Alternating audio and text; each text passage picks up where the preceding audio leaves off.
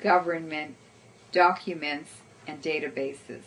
So, what does the U.S. government know about depleted uranium? This is the question I had to answer for the International Criminal Tribunal for Afghanistan, which Japanese citizens organized. It was a series of 18 public hearings and 3 war crimes tribunals in 2003. And it was a very, very incredible experience. I'll never forget it.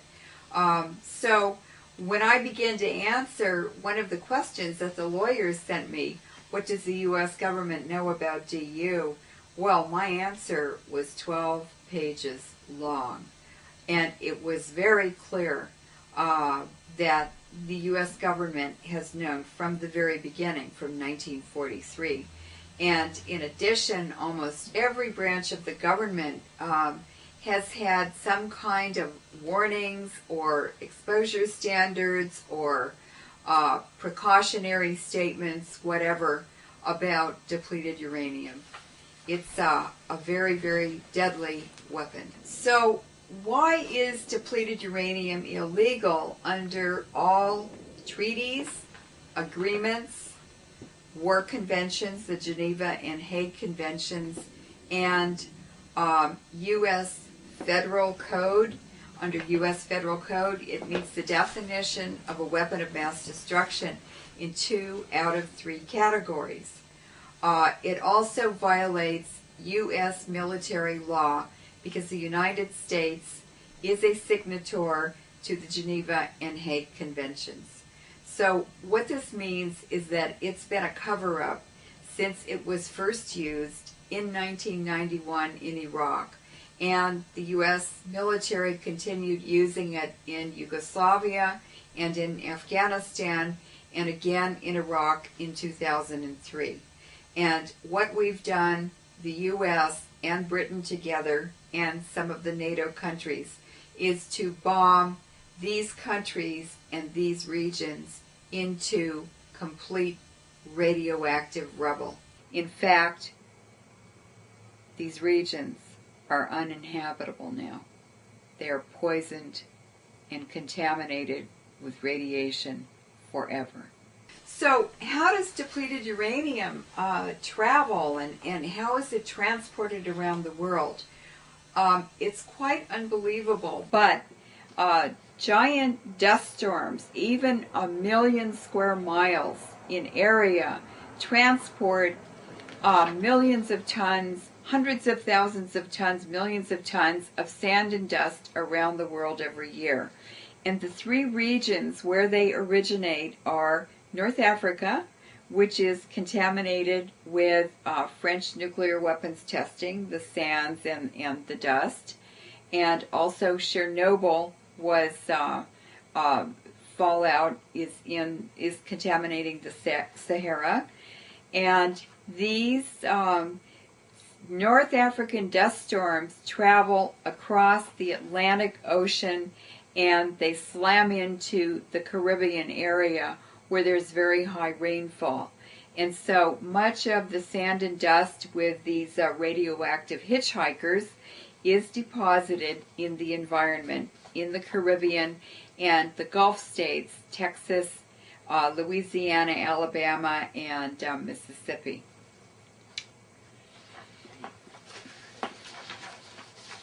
These dust storms also travel north across the Mediterranean to Europe.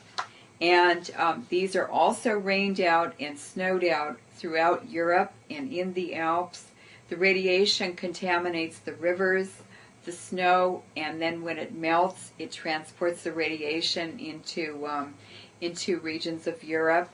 And then it can even go to Northern Europe, Scandinavia, Lapland, all the way up towards the Arctic.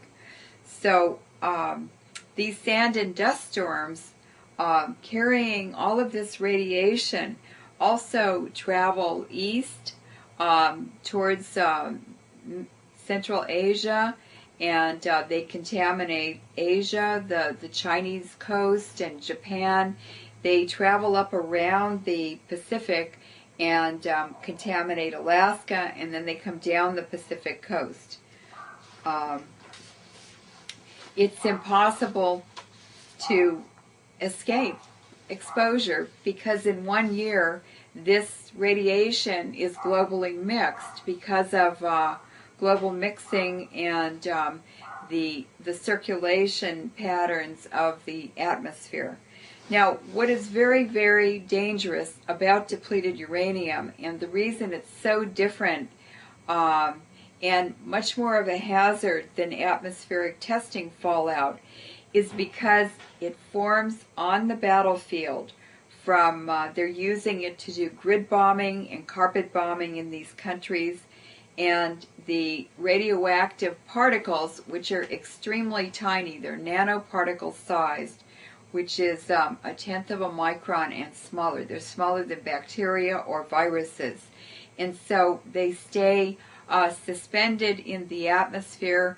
They're actually not pure uranium metal. They burn at very high temperatures as soon as the bullets come out of the gun barrels, and they burn at temperatures up to 3,000 degrees centigrade or even hotter, and they just completely vaporize. And then they recondense into little round, hollow balls of uranium oxides, and the density is less than 1. The density of uranium metal is over 19. So these stay suspended in the atmosphere, and the result is that they also contaminate the oceans, and they're rained out in the oceans. Our oceans are dying. Our fisheries are dying. Our corals are dying all around the world. And so are we. Where's the scientific evidence to show that this radioactive pollution is being transported all over the world? I have said this for a long time because my research was on atmospheric dust, and I had to understand how it circulates around the earth and where it's deposited.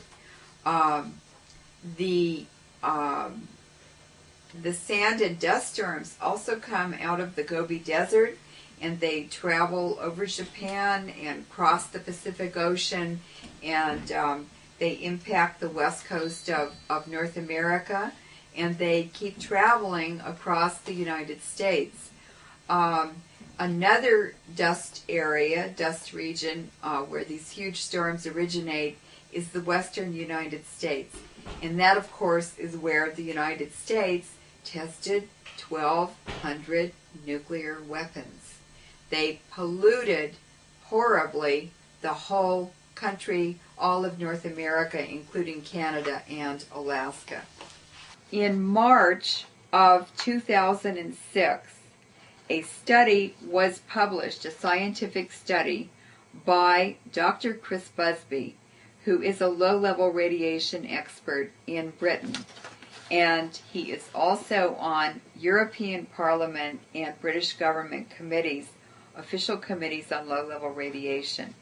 And what he did was a Freedom of Information Act request from the Atomic Weapons Establishment Facility at Aldermaston in Berkshire, England.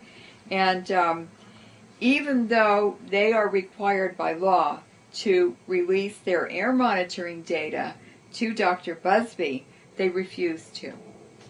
And when the British Freedom of Information Act law went into effect, he immediately filed a FOIA to get this data from Aldermaston. And after a very long time and a struggle, he did finally get it. And it was truly alarming. However, he told me that the data for the 2003 Iraq War was missing. And I said, well, Chris, why was that missing? And he said, oh, well, Halliburton took over that air monitoring facility from the British government in 2003. And so I began to investigate why Halliburton would take that over. And of course, when he got the data finally from another agency in the British government, the reason Halliburton had refused to release it was very clear. It was the highest levels of radiation ever measured in British air of depleted uranium. And it was also very high for the period of bombing in Afghanistan in 2001, the Tora Bora bombing. So what he was able to determine is that within 7 to 9 days of these radioactive munitions being used on the battlefield, this radioactive dust has traveled thousands of miles and contaminated the British atmosphere. In fact, Dr. Busby sat down and calculated actually how many particles of depleted uranium a average man would inhale in 2 weeks who lived within a certain radius of the facility. And he came up with the astounding number of 27 million particles inhaled in a 2-week period. Now, obviously, this depleted uranium nuclear war has been going on since 1991. And that means that people around the world have been exposed to very, very high levels for prolonged periods of this depleted uranium dust. And of course, the British government said, oh, no, no, no, that uranium came out of our nuclear power plants, or it came from natural uranium in Iraq or Afghanistan. Well, that's all baloney, because the sand and the dust from the region where the depleted uranium originated was also in the air filters at Aldermaston. And there's just no doubt whatsoever where this depleted uranium dust came from. I began to investigate, well, who's benefiting from the use of this huge amounts of depleted uranium, and whose uranium is it to begin with? And what I discovered is that the British royal family, the Queen of England, has a very, very substantial interest, privately owns billions of dollars of uranium holdings through Rio Tinto mines. And this is a book called Tiny Roland, The Ugly Face of Neocolonialism in Africa. And this book exposes Tiny Roland, who was actually a German Nazi in the German Nazi Youth Corps in World War II. And he changed his name, and he was actually a convicted criminal at that time in Germany. And he relocated to Britain.